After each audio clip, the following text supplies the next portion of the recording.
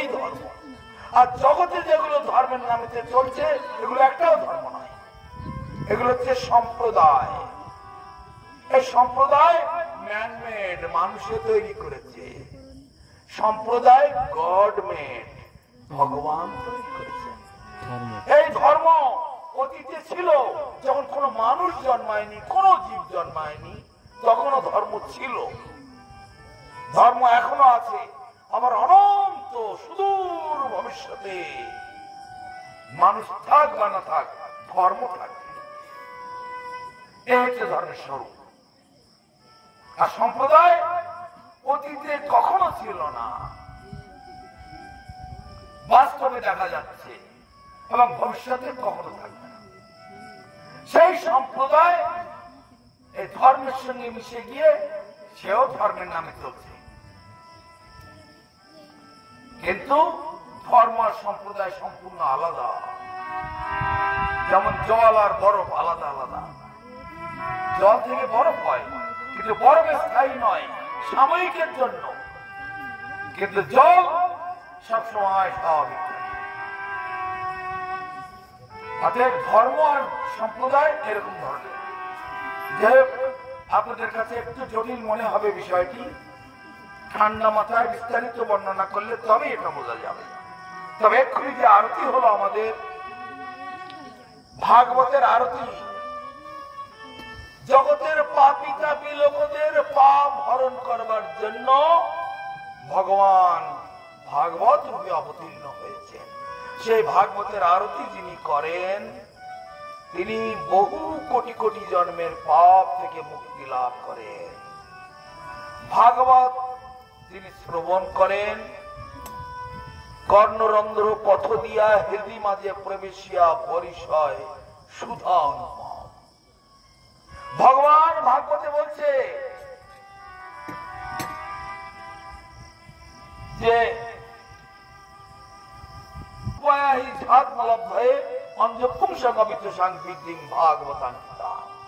ভগবান তার নিজেকে পাওয়ার উপায় নিজ মুখে ব্যাখ্যা করছে।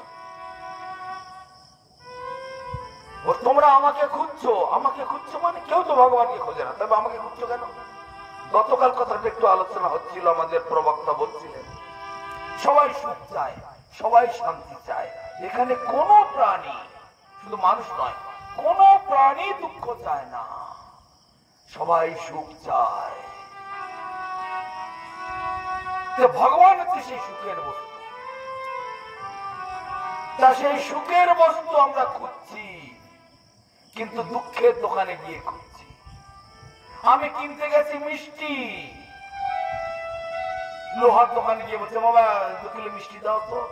তা লোহার দোকানদার মিষ্টি দিতে পারে না। আবার কাপড়ের দোকান গিয়ে খুঁজছি, আরে 2 কিলো মিষ্টি দাও না, আরে এখানে আবার মিষ্টি পাওয়া যায়। আবার সবজির দোকানে গিয়ে বলছে, আরে 100 মিষ্টি দাও না আমাকে। ওসব দোকানে কি মিষ্টি থাকে? মিষ্টি থাকে মিষ্টির দোকানে, সবজি থাকে সবজির দোকানে, কাপড় থাকে কাপড়ের দোকানে। তেমনি আমরা সবাই সুখ চাইছি। সুখ কোথায় থাকে? সুখের দোকানে সুখ থাকবে? সুখের স্বরূপকে ভগবান। রস বৈশ, রস মানে আনন্দ, মানে সুখ। রসের স্বরূপ, আনন্দের স্বরূপ, তিনি হচ্ছেন সচ্চিৎ আনন্দময়। ভগবানের 6টা গুণ, ঐশ্বর্যস্য সমগ্রস্য বীর্যস্য যশস্য জ্ঞান বৈরাগ্যস্য বিশ্বন্নাং ভবৈতিঙ্গনা। এই 6টা গুণ যার মধ্যে পরিপূর্ণ রূপে আছে, তিনি হচ্ছেন ভগবান। সমগ্র রকমের, সমস্ত রকমের ঐশ্বর্য, সমস্ত রকমের বল, সমস্ত রকমের বীর্য মানে সৃষ্টি, সমস্ত রকমের বৈরাগ্য, সমস্ত রকমের ত্যাগ, ঐশ্বর্যস্য বীর্যস্য সমগ্রস্য যশ, সমস্ত রকমের যশ, সমস্ত রকমের মান সম্মান, যা কিছু, সমস্ত রকমের বৈরাগ্য, সব কিছু যার মধ্যে অনন্ত রূপে বিদ্যমান, তিনি হলেন ভগবান। একবার কয়েকটা মুসলমান আমাকে ধরেছিল, সাধু বাবা, সাধু বাবা, শোনো একটা কথা বলবো, কথা বলবো। আপনারা তো ভগবান ভগবান বলেন, আচ্ছা ভগবান মানে কি? আচ্ছা তো ভগবান মানে তাহলে আপনিই বলুন। দেখুন ভগবান মানে তো আমরা যেটা শুনেছি, যেটা জানি, ভগ মানে জনি আর বান মানে লিঙ্গ, তার মানে মা আর বাবা। ওরে বাবা, কোন ধরনের ব্যাখ্যা তোমাদের? এইটা তোমাদের ব্যাখ্যা? আমাদের সাথে এরকম ব্যাখ্যা দেওয়া নেই। তখন আমি এই ব্যাখ্যাটা দিয়েছিলাম। না, এই ব্যাখ্যা তো আমরা সব জানি। মানে যারা সত্যকে সহ্য করতে পারে না, যারা সত্যকে পছন্দ করে না, যারা মানে হাঁকে না বলে, নাকে হাঁ বলে, দিনকে রাত বলে, রাতকে দিন বলে, পূর্ব দিককে পশ্চিম বলে, পশ্চিমকে পূর্ব বলে, তারাই এগুলো বলে থাকে। কিন্তু আমরা তো সব জানি না। আমরা যেটা শাস্ত্র, যেটা সত্য, যেটা সনাতন, যেটা শাশ্বত, আমরা সেটাই জানি। আজ যে আপনারা মুসলমান হয়ে দেখাচ্ছেন, কিন্তু এক সময় আপনারা তো হিন্দু ছিলেন। আপনাদের পূর্বজ মানে আপনাদের পূর্বপুরুষ, তারাও তো সময় এক সময় হিন্দু ছিলেন। এমন কি স্বাদ পেয়েছেন যে মুসলমান তো হয়ে গেলেন? অতএব আপনাদের সব মন গড়া কথা, ওই মন গড়া কথা আমাদের শাস্ত্রেতে নাই। দু চারটে কথা না বলতে না বলতেই ওরা দেখলো মুখ নিচু করে সামনে থেকে চলে। এই সব সারা পৃথিবীতে আমরা ঘুরে বেড়াচ্ছি, ঘুরিয়ে বেড়ানো নয়, দাপিয়ে বেড়াচ্ছি। যেমন মাঠে দেখেছেন দুটা কামার কুটে ষাঁড় ঘুরতে পাওয়া যায়। এখন তো মাঠে গরু নেই, এখন তো মাঠে শুধু ধান চাষ হয়েছে। আগে এখান থেকে 10-20 বছর আগে তো মাঠে প্রচুর গরু থাকতো, তাই না? আপনারা মনে করে দেখুন তো, মাঠের মধ্যে দুটো একটা মার কুটে ষাঁড় যখন থাকতো, সে আর মাঠ দাপিয়ে বেড়াচ্ছে, কেউ তার সামনে আসতে পারছে না।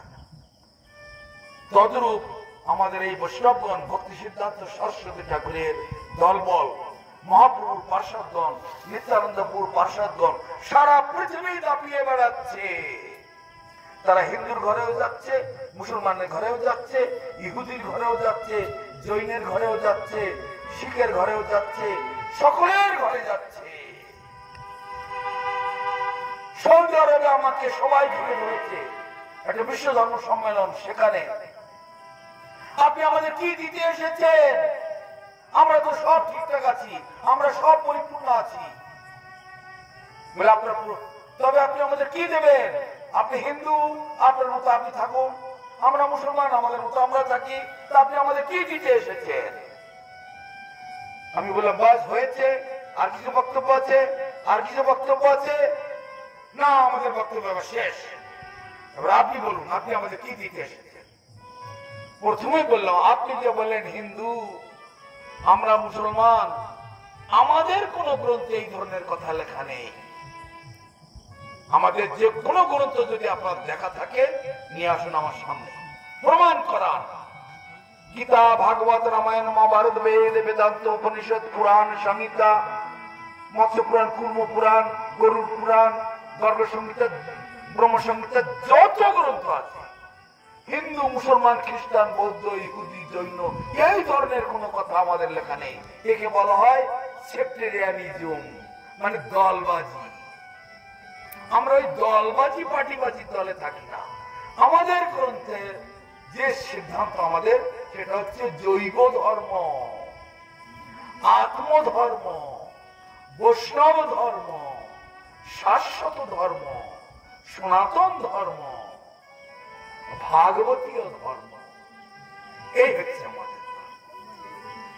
কিন্তু আপনারা যেসব বলছেন দলবাজি পার্টিবাজির কথা, ওইসব আমাদের মধ্যে নাই। আমাদের যে রিলিজিয়ন, বিয়ন্ড দ্য সেক্টেরিয়ানিজম, এইসব দলবাজি পার্টিবাজির ঊর্ধ্বে। সেই জন্য আমরা সারা পৃথিবীটা দাপিয়ে বেড়াচ্ছি মনের আনন্দে, আর আপনারা তার বেশি পারেন না। সব স্তব্ধ হয়ে গেল, মন্ত্রীরা হাতে তালি দিতে লাগলো।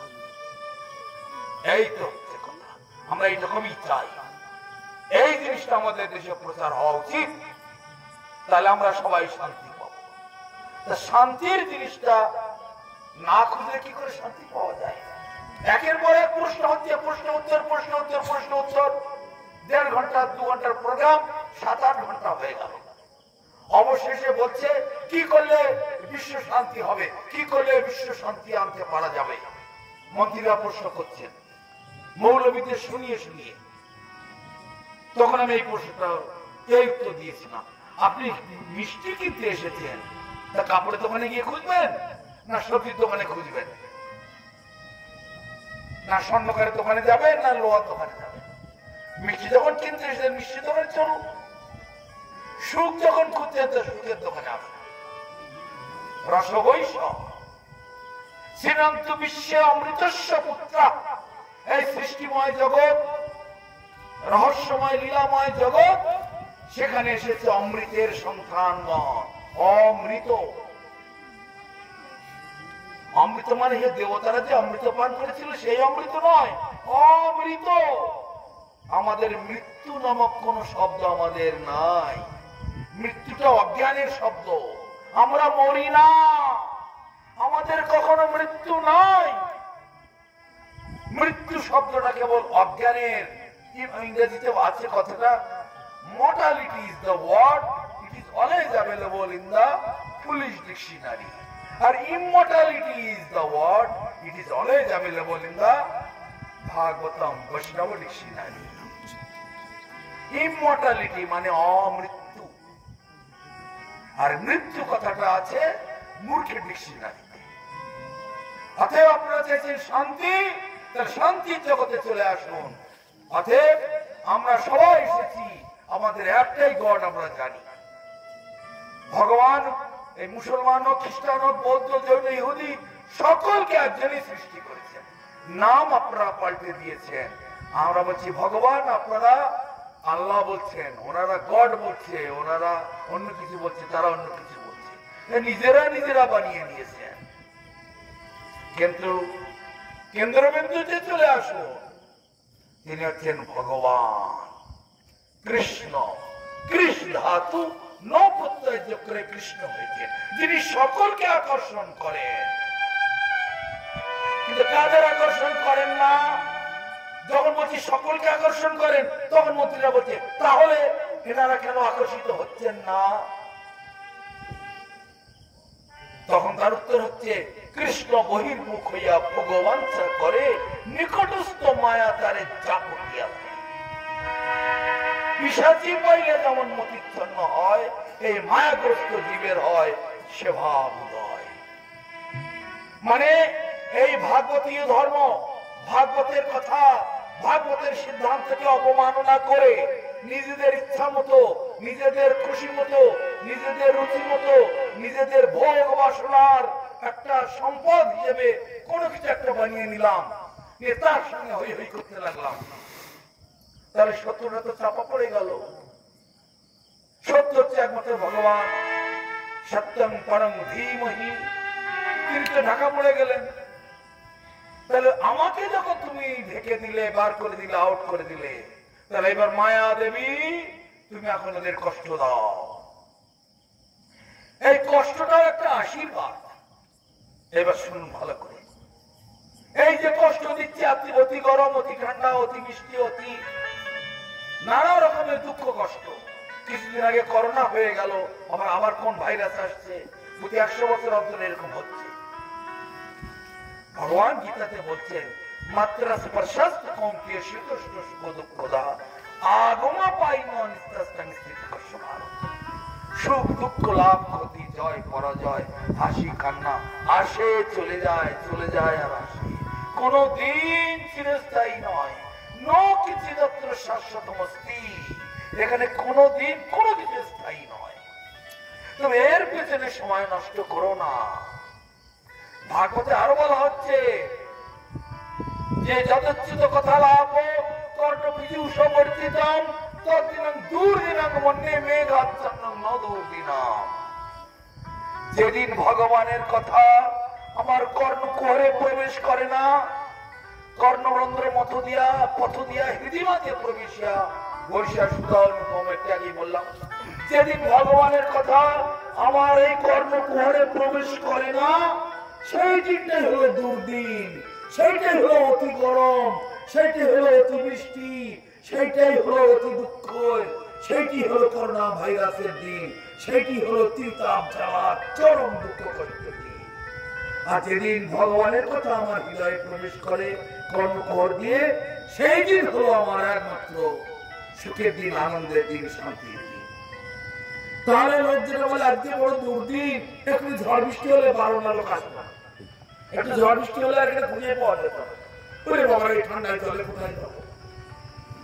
কেন? সামান্য জ্বর ঝড় বৃষ্টি হয়েছে, বাস ভাগবত কথা শুনতে এলো নেই। তাহলে ওই 10 টাকার জন্য হাজার হাজার কোটি টাকাকে ছেড়ে দিতে তারা রাজি। এখানে ভাগবত কথা মানে হাজার হাজার কোটি টাকা লাভ, অনন্ত কোটি টাকা লাভ। ওই 5 টাকা 10 টাকার জন্য এই কোটি কোটি টাকা লোকসান হচ্ছে, তাতে তাদের খেয়াল নেই, চেতনা নেই, বুদ্ধি নেই। তাই হচ্ছে যদচ্ছিত কথা লাভ কর্ম কিছু সবঞ্চিত তদ্দিনাং দুর্দিনাং মনে মেঘাচ্ছন্ন দুর্দিনাং। মেঘলার দিন কি অতি গরম, এখন তো যার কাছে শোনো, ওরে বাবা রে এত গরম, অত গরম, ওর একটাই কথা, ওরে বাবা রে এত গরম, অত গরম। আমি তো গরম কিছু দেখতেই পাচ্ছি না, গরম দেখার ইচ্ছা হয়েছে, চলো বৃন্দাবনে, চলো দিল্লিতে, গরম খায় বলে দেখি, আর এর থেকে 3 গুণ গরম। 20-30 লিটার জল খেলেও বাথরুমে যেতে হয় না, 1 ফোঁটা ঘামও বেরোয় না। আর এখানে একটুখানি 2-4 দিন গরম পড়ে তো ওরে বাবা রে, একটু বৃষ্টি হলে ওরে বাবা রে বাবা রে বাবা রে, এত বৃষ্টি অত বৃষ্টি। একটুখানি ঠান্ডা পড়েছে, মোটে তো ঠান্ডা নেই, ওরে বাবা কি শীত কি শীত। তার এরই মধ্যে পড়ে থাকলে ভগবান পাবে কি করে? অতএব সত্যের সঙ্গে, নিত্যের সঙ্গে, সনাতন বস্তুর সঙ্গে, অমৃত বস্তুর সঙ্গে আমাদের সবসময় যোগসূত্রটা চাই। কেন? আমরা এখান থেকে এসেছি। আমাদের যেটা আসল সত্তা, জীব সত্তা, চৈতন্য সত্তা, তিনি ভগবানের ক্ষুদ্রাতি ক্ষুদ্র অংশ। আগের দিন যেমন বলছিলাম, এই বিদ্যুৎ পাওয়ার হাউসের অংশ, ওখানে বন্ধ হয়ে গেলে এখানে বন্ধ হয়ে যায়, ওখানে আবার চালু করে দিলে এখানেও চালু হয়ে যায়, তাই না বলুন? তেমনি কোটি কোটি জীব সব ওই ভগবানের অংশ। ভগবান হচ্ছে সেই পাওয়ার হাউস, কিন্তু সেই পাওয়ার হাউসের সঙ্গে আমাদের সম্বন্ধ নেই। কত বড় দুর্ভাগ্য আমাদের, কত বড় দুর্দৈব, কত বড় দুর্দিন। তাই কবিরাজ গোস্বামী বলছেন চৈতন্য চরিতামৃতে, জগতের পিতা কৃষ্ণ যে না ভজে বাপ, এই পিতৃদ্রোহী পাতকীর জন্মে জন্মে তাপ। তাহলে সন্তান কিরকম সন্তান? বাপকে চেনে না, বাপের নাম জানে না।